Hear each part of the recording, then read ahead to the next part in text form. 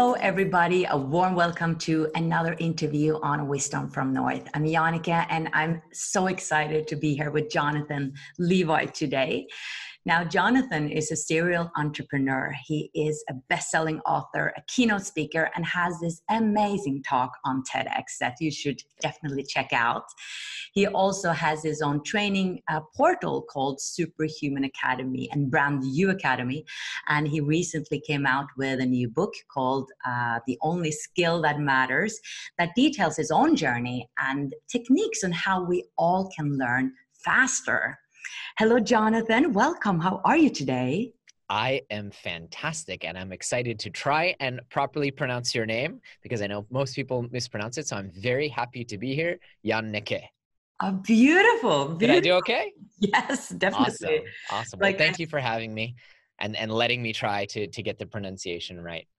Yeah, like I said to you before, like Jannicke, like in Norwegian we say Jannicke, but no one can say it like that. And I understand it. So I just say, just think of Hanukkah, just say Jannicke. Oh, that's a good one. Yes. There you go. So I'm very curious about your journey. And I want to start there before we talk about how we can learn more efficiently, faster, and what might be wrong with the learning system today. And how we can, become our best. Because I'm also always so fascinated by people who has a passion and who creates a success out of it, because there's always a drive behind it. There's always like this big why, this reason why someone succeeds like you've done, because you had like a community of around, I think, 200,000 people who has been, through your programs or in your community of learning. And there is usually also a transformation behind it. And I know from you, it started with actually having learning disabilities, not being able to concentrate and having a depression. So can you tell us a bit about your journey and how you ended up where you are today? Yeah, I love that you asked this question. And I love, as a podcaster, I love hearing how other podcasters navigate that, because I've kind of realized that no one goes and puts in the work that you or I have unless there's some story with pain behind it. And you want to know that, you want to hear that, you want your audience to hear that, but you can't immediately go, so tell me who messed you up and why you work so hard to help other people. So I love the way you asked that question. Growing up, I was a very happy kid, really happy, wonderful parents, wonderful mentorship, really nothing to complain about, except for the fact that I struggled with learning. My earliest memories of school are being kind of the student who needed to stay in at recess or lunch to ask questions. And the first, basic things like multiplication tables, or one of my first memories of school is learning to read the hands of the clock and having to go in at lunch very sheepishly and embarrassed. And I actually have a report card proving this. And saying, teacher, I don't get it. And everyone else in the class is like doing this and just looking at the clock, and I don't understand. And so I was that kid who just didn't understand. And it was okay because, in elementary school, at least where I went, it was the difference between an X mark and a check mark. There was no A's, B's, C's, D's. But then I got to sixth grade and I went to a new school, and we all kind of fed into the school. And suddenly school was this big, scary, serious place. And in the classroom, even subjects that I understood really well, that I was like, this is my thing. Like English was suddenly way too hard for me, and I didn't understand what was going on. And history was this new subject that we were learning about that wasn't fun anymore. It wasn't field trips. It was like serious, and there were exams. And then outside of the classroom, other kids were also learning things there that I wasn't learning, new social norms, and they were learning about dating and the other sex and like rules of playing on sports teams. And I just couldn't keep up with that learning either. So in the classroom, I came away with this impression that I was the dumbest kid there. And outside the classroom, I came out with the impression that I just didn't fit in. And so it brought me into this deep, deep depression, and not stemming from, oh, poor me, but more self-hatred, really hating who I was, hating everything about myself, and just really considering, like, do I want to live out the rest of my life in this fashion? And fortunately, a friend reported that I was having these thoughts and got my parents involved. And and I made it through middle school. But I kind of decided that if I was going to stick around, I had kind of only one choice, and that was I needed to become the kind of person that I would be happy being. And so fortunately around that time, someone introduced me to this whole concept. It was actually my late great uncle, who was like grandfather to me, was one of the first people ever to give me a book. And it was Dale Carnegie's How to Win Friends and Influence People. And it was the first time that I realized that a book with some words written in a page could be so much more than just, stuff in school that I was never going to learn, but actually the contents of a book could make me someone better, and therefore could make my life better, and therefore could make the way that I show up for people I care about better. And this idea kind of percolated. And then over the years, I discovered entrepreneurship, which quite literally saved my life, because it was the first time at the age of 14 or so that I found something I was good at. And I was like, okay, well, I can be good at this, and I still don't really get the social stuff, but at least I have something that I can be confident in and proud of. And I went through various stages of my own kind of evolution and developing my own self-esteem. At first, stage 0 was no self-esteem. Stage 1 was self-esteem derived through accomplishments like entrepreneurship and making money. And then I went even a level further beyond that in the last decade, which is just self-esteem based on who I am and knowing confidently, what I am and how I am. So it's been this whole evolution. And sometimes I get asked, what would you tell 18-year-old Jonathan? And it's like, I don't know if I'd be able to tell him anything, because he was so focused on doing it his way that I think I had to go through those evolutions. But to fast forward, went through university, went through high school, went through a graduate degree. All of the while, I needed prescription medication just to sit still in the classroom. Fortunately, I discovered a methodology, and I was introduced to 2 tutors who taught me accelerated learning, speed reading, and memory. And suddenly, my whole world opened up, because it was like, since then I've met a lot of actual real superhumans, folks like Wim Hof, who literally can do superhuman stuff, which is part of what my podcast is about, is teaching people that anyone can do superhuman stuff. But this was the first time I met someone or had encountered the idea that like this person standing in front of me can just memorize like unlimited bits of information or read 3 times, 4 times faster than the average person. And I was like, it was like discovering that magic actually exists, Yannicka. Like, holy crap, I have to learn how to do this. So I learned how to do it. And after business school, I kind of was searching for what am I going to do next. And I decided it would be cool as a side project to take this information, translate it for the people who taught me from Hebrew to English, and teach an online course. Now, I didn't know anything about online courses. I didn't know anything about video production, editing, online marketing, like very little. But I took the techniques and I applied them. And pretty soon we had one of the fastest growing online courses on the web. And I didn't know anything about podcasting. So I took the skills and applied them. And then we had one of the fastest growing podcasts, and same with book writing. And at every turn, leading a remote team, at every turn, it's been like, okay, I have no idea what I'm doing, but I have this skill, which is why I titled my book, The Only Skill That Matters, because I believe if you know how to learn effectively, you really can learn anything else that you need. And for me, that's been people skills, that's been languages, musical instruments, athletic endeavors, business endeavors for sure, even getting into a healthy and happy relationship. I've just learned my way into the things that I wanted to achieve in life. So inspiring. Wow. Thank you. So the first question that pops up into my mind that I want to go back to, because I feel perhaps a lot of people were like, okay, so you talked about your self-esteem first being based on accomplishment, but then the next level. So I was curious about how you worked on that next level, because one thing is to, yes, I feel better because now I can accomplish something and I have trust in myself. But what about this, deeper feeling of being or feeling worthy and good enough? How did you approach that one? So that's a big question. Yeah, I know. Big answer. And I don't want to discount the role of time and maturity, because there is an element, I especially see this with young men, there is an element of you're young and you've got this testosterone and you want to go out and achieve and accomplish and conquer. and as I age, I mean, I've spent many years developing this kind of self-awareness through meditation and journaling and thinking about my mindset. I tangibly feel that there is an element of just, aging and coming to peace with who I am. But I think the biggest difference was actually who I surround myself with. I realized that, first off, living in Silicon Valley, it was very easy to identify with my financial and entrepreneurial accomplishments because that's what Silicon Valley is about. And it is about, the first question is, how much money have you raised and who are your investors?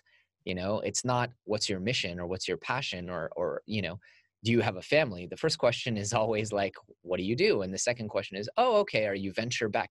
So it's first off, it's that environment. It's being around the right kind of people. And I realized even in business school, I was not around people where I felt at home.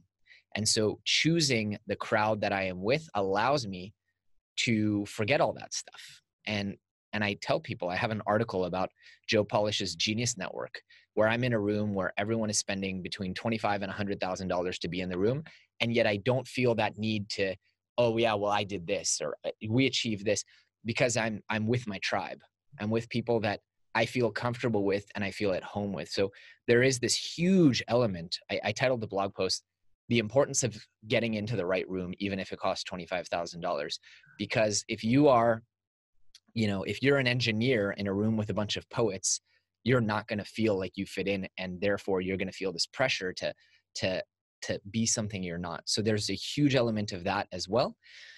And I think, again, meditation and journaling and doing a lot of metacognition, right? Thinking about your thinking. I'm the first to admit I've worked with coaches, I've worked with therapists at different points in my life and asked the hard questions. So for example, one of the questions I went to a therapist with, and I'm still working through this, digesting this as I go, is money is very important to me.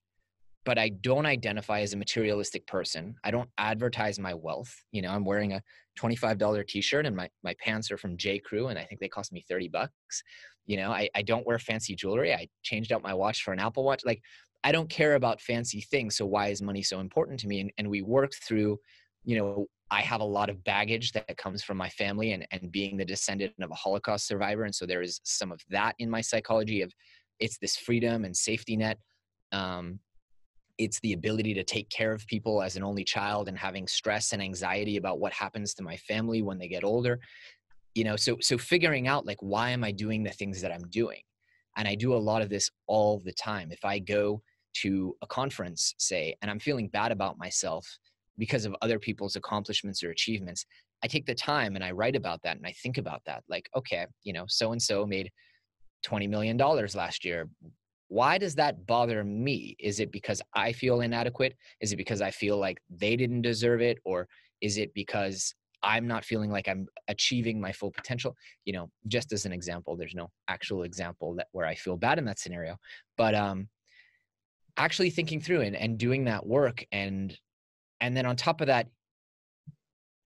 a little bit of self-acceptance is important as well. Like, as I was saying, money is an important thing to me. I would love to be this ascetic person who doesn't care about money and it's not an important driving factor in my life, but acknowledging that it is, and it's not about the money per se. It's largely about the impact and the freedom and feeling like my work has worth because of my history of low self-esteem.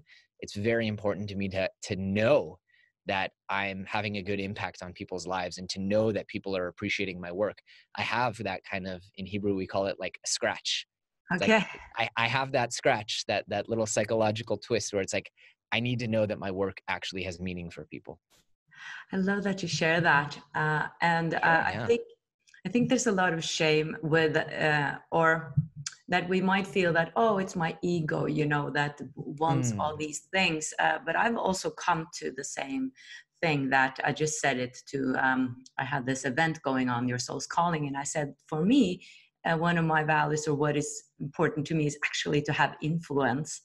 And just to accept that and say that out loud was like a huge step for me, because Totally. at some point in my life, I felt I can't say that, or I didn't own it myself.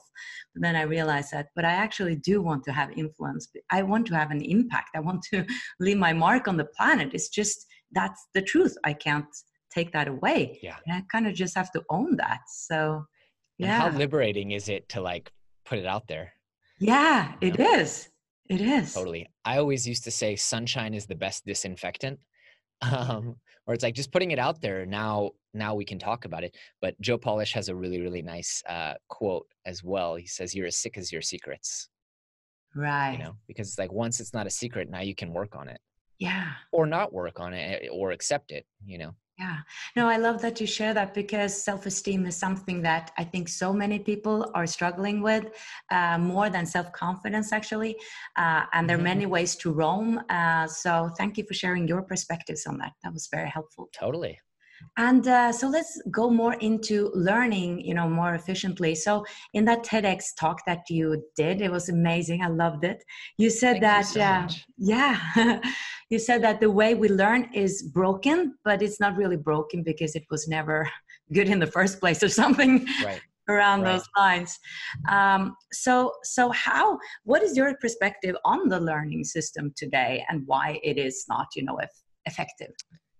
Yeah, well, I don't think I'm going to surprise anyone when I say that the educational system was not designed for the optimal learning environment. It was designed for efficiency and obedience, and not in a bad way. I mean, the educational system does teach us a very important skill for the modern economy, which is show up on time, sit still, pay attention to authority. Like, I'm not denigrating those skills, because they're important. Like, you need to learn how to sit still at a desk. It's an unfortunate reality, but we're in a knowledge economy. So there's a lot of value there. But I talk about a little bit in the book, like, we have these different requirements for the adult brain to really absorb knowledge.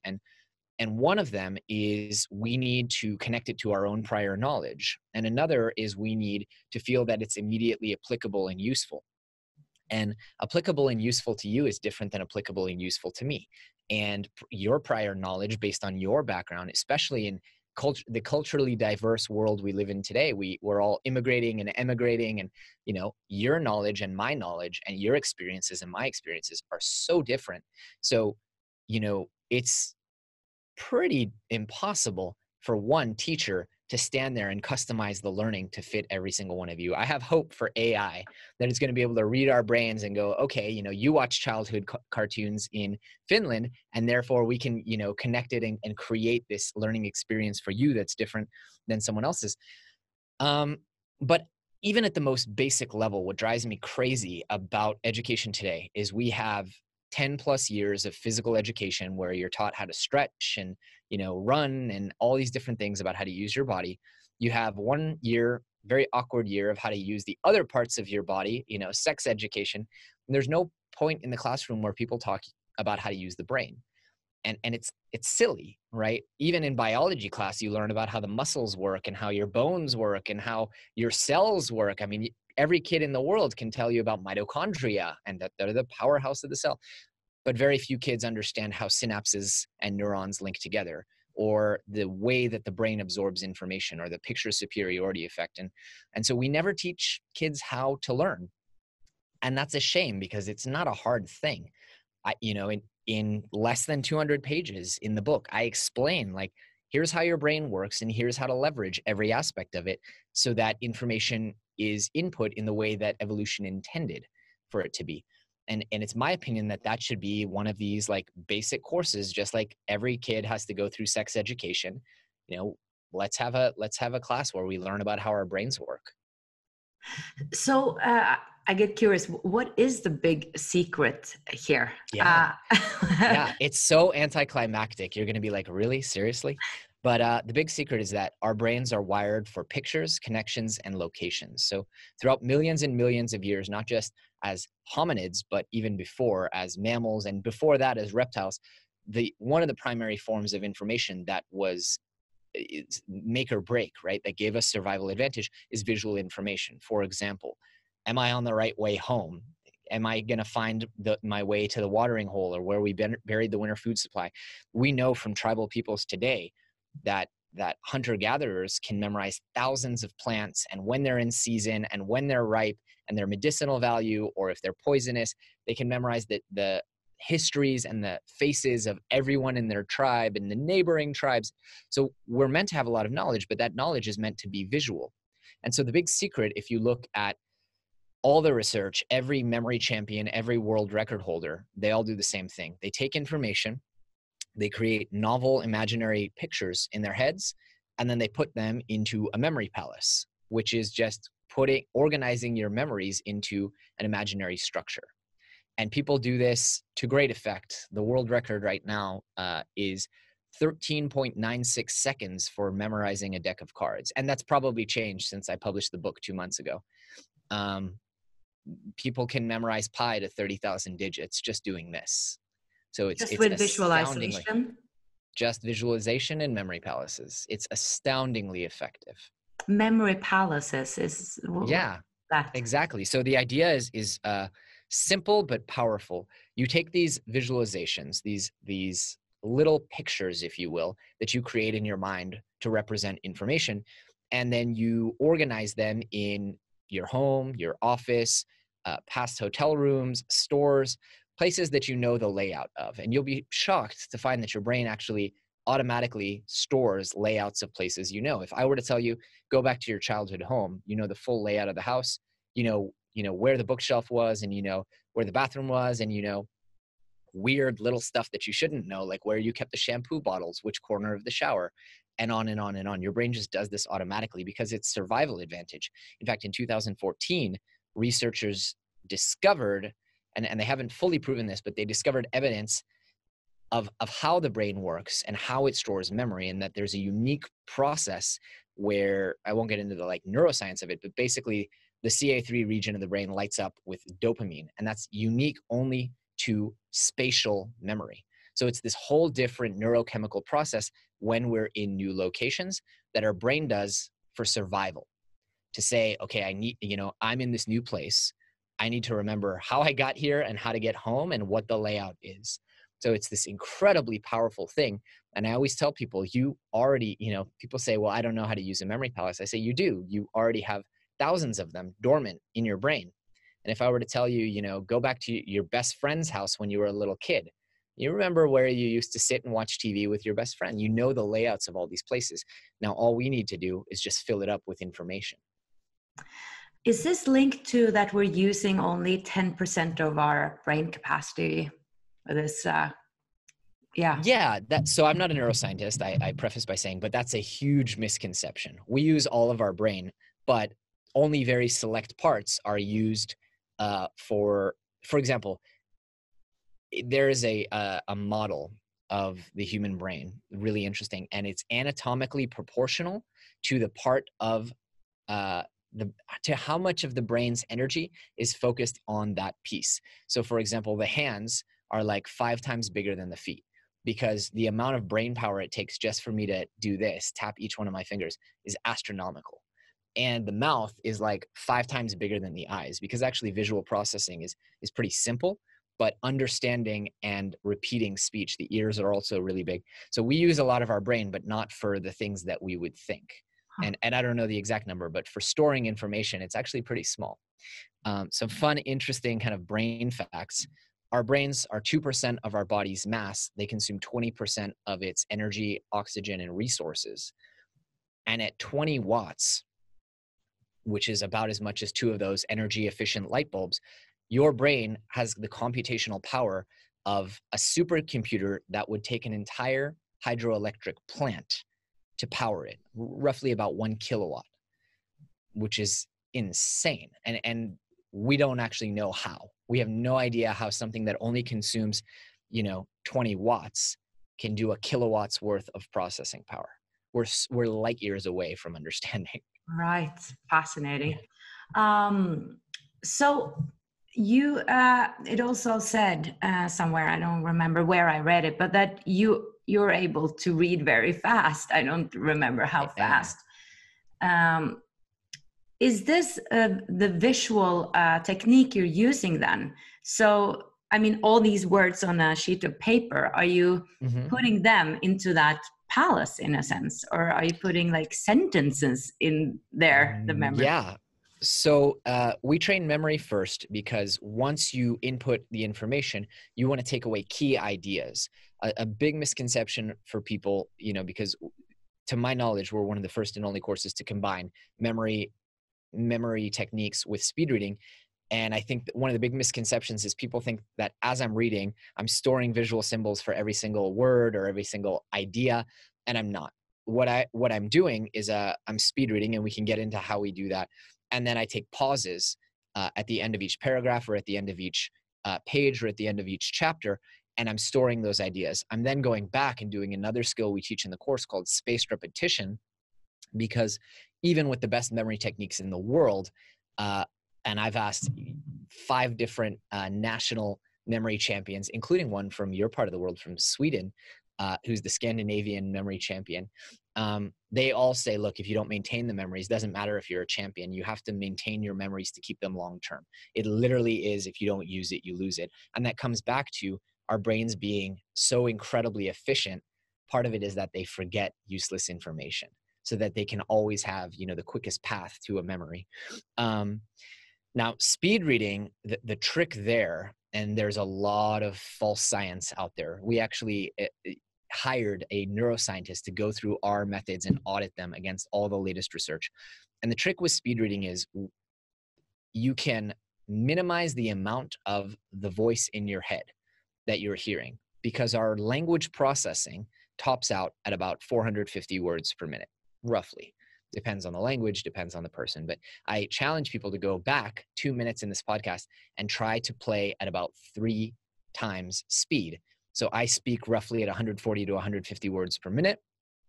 3 times speed would put you at 450, and you will see you have no idea what I'm talking about.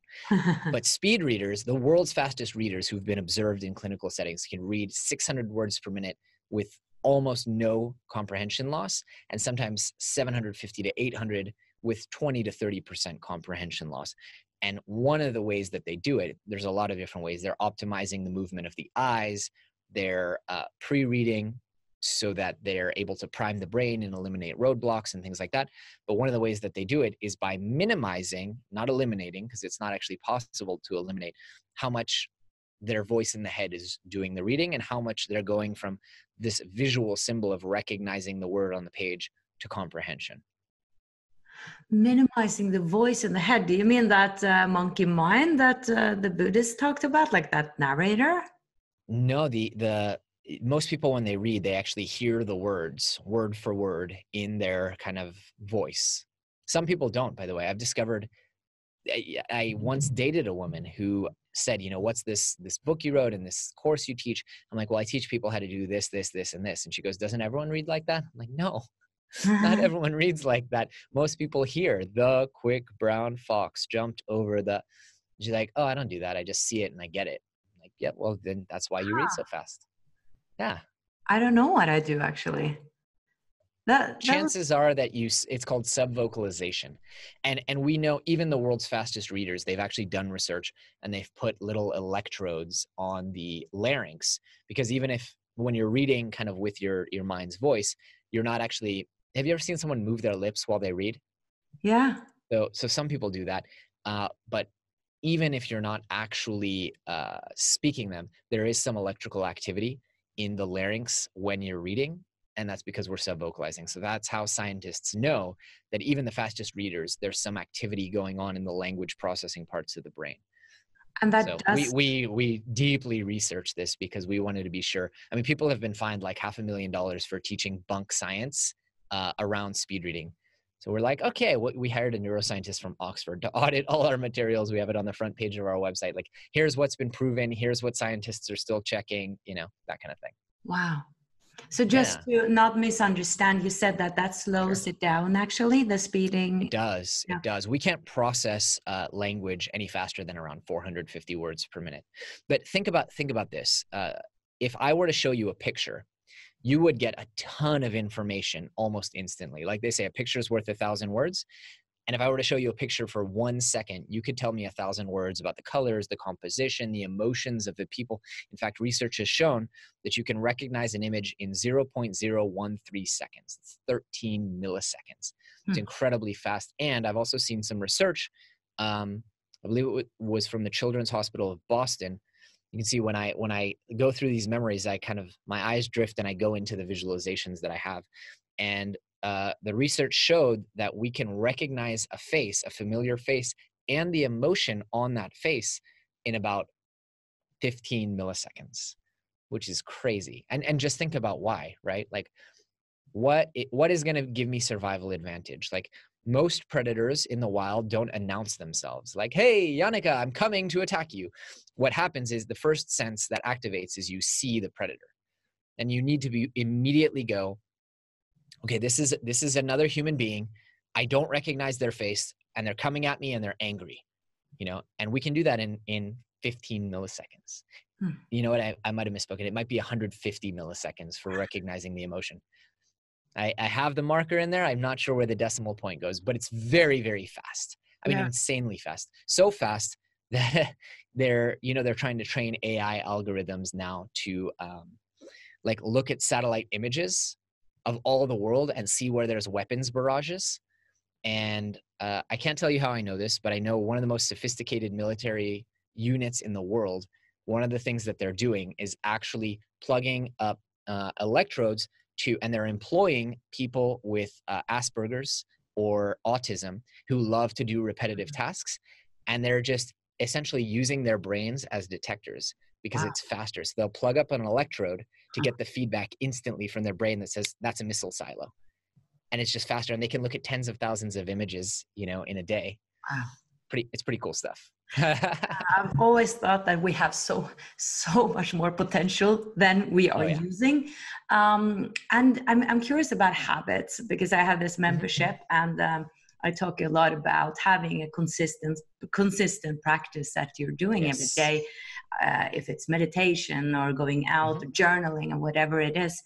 Can you say something about habits and how, in your perspective, how long does it actually take to integrate the new habit? For instance, if it is drinking 6 glasses of water or having some affirmations that you're doing or meditating or whatever it is. Oh my gosh. Habits are such a challenge for me, and I've spent years trying to improve them. And I know on a first name basis, like all the habits experts, right? Like Benjamin Hardy, Hal Elrod, Nir Eyal are all friends of mine. And so I'll get really, really good at habits. And then I travel a lot. I traveled 6 weeks out of the last 8. And so I'll travel and then I'll have to essentially rebuild from scratch. And so the thing that works best for me and has worked best for me over the last few years is this idea of Kaizen. Because when I come back I just came back from 3 weeks in Japan. If I try to do my full morning routine, which is wake up, drink a glass of water, meditate for 20 minutes, journal, Wim Hof method, exercise, and then cold shower, it's like shock to the system. So what's worked best for me, and the research supports this very much, is building up slowly, right? So right now, I'm just getting over my jet lag. The first thing I'm working on is waking up earlier and earlier and earlier. And then once I get back to what should be my normal wake up time, 5:30, and it's consistent and I can hold it, the next one is going to be meditation. Okay. Then I'm going to reintegrate the journaling. And it's been so hard for me, Yannicka, like to embrace that and accept that because, it's like, well, I used to do it and I should be able to do it, but it doesn't work. Like if I were to come back from weeks and weeks of traveling, jet lag, tired, out of shape, because there's apparently no gyms in Japan, and just try and do it all at once, it won't work. So I preach now and I kind of allow myself to do this piece by piece. But I think that's nice, not being so rough on ourselves, like having that acceptance and that doing it a bit more softly, because it can become too rigid sometimes. And we're, especially getting out of routines, I think that really affects our system. So much. Yeah. So much. So the latest research on it, like whether it's BJ Fogg or Robert Moore, there's a lot of research on this idea of tiny habits, right? And like just piece it together little by little, wake up 5 minutes earlier every day until eventually you're at 5:30. It's kind of like, boiling a frog, as I always say. Like, you can't throw a frog into boiling water. I don't know if actually you should ever do something that's very inhumane, but it's like you slowly raise the temperature. And it's interesting because I've heard that these synapses in the brains are also changing, that, when you're starting a new habit, that creates different like connections in the brain. And I find that very interesting. So for instance, if you say an affirmation again and again, you will start believing in it, because it goes also back into your subconsciousness eventually. Totally. And I'll share something really interesting that I learned a year ago from Benjamin Hardy. He led a challenge for our mastermind group, and he's like a psychologist who deals with willpower and psychology and kind of habits and stuff like that. So he introduced me this concept of signaling, which I'd never thought about, but it's basically like, who do you think you are, and where do you get that information from? And it turns out we form and this is such a wonderful blessing that it works this way. We form our perception of who we are, not based on old history, but based on recent evidence. So the example I give is like, he was leading a challenge, and for 15 years, I was an evening workout person. And I was like, I wish, but my body just can't get up in the morning, and it's hard, and I don't have peak energy, and blah, blah, blah, blah, blah. Well, for the challenge, I committed for 30 days to, like, my whole audience and everything, to do morning workouts 3 to 4 times a week. And it was hard for the first few weeks. But then after the challenge, like towards the end, and the 21 days research is not really, it's not very supported. But along about 4 weeks in, I was leaving the gym, and it was only 8:30, and I was already done. And I was like, I have my whole day ahead of me. I'm so glad I'm a morning workout person, is what went through my head. I was like, whoa, like who's in there with me? Like, what is this? What's happening? And it turns out to be that, like, years and years and years, I didn't do journaling. And all it took was just doing it repetitively to become, and now I identify as a journaler. Like, I feel like I'm a journaler. So just know, it's kind of like James Clear says, like, every action you take is a vote for the person you want to be. It's literally true, right? This whole atomic habits thing, it's literally true. Like, every workout you do in the morning, or in general, every workout you do is a signal to your brain that you are a fitness enthusiast, and pretty soon you will identify and become one. And then it's easy. You know what I mean? Then it's like you're just reaffirming your identity. That is really good news, because isn't it? Yeah, I think the awareness around that is very good, because I do think a lot of people identify with their story, when I was a child, this and that. And I think on some level, if the traumas are too big, there is a healing part of it also. But at the same time, I think we can do a lot from here on, like in the moment. We don't always need to stay too much in the past. Yes. Work. And your story is a work in progress. You know what I mean? It's like so you and I have these stories where it's like, I used to, but now I teach this, and now I do. So it's like, at any point you can pivot that story to some extent. And you've interviewed so many people that almost every expert you have on the show, as we talked about in the beginning, we all have some pain or some trauma or something that we experienced or something that we saw that deeply affected us and caused us to rewrite that story. Yes. So. And that is, the most great part of my job, because I love putting these transformational stories out there, because it shows that it's possible for everyone, and it truly is. And I've interviewed people with the darkest stories, in a way, that managed to transform. And that is such an inspiration. Totally. So multitasking, I saw a video that you made about it, that you said, usually it's not very effective to be multitasking, but it can be. You had like a twist on it. And I was just thinking about my own multitasking when I'm editing like videos and sitting there and waiting for the video to render. I don't want to just sit there and wait for it.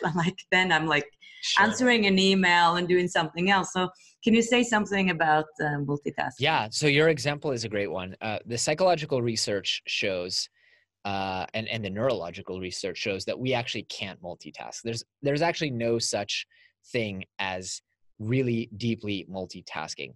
We can task switch, which is exactly what you're doing, right? Like, oh, this video is rendering, I'll do this. Or, oh, I'm watching TV, wait, let me cook. Like, our brains can really only focus on one thing at a time, cognitively.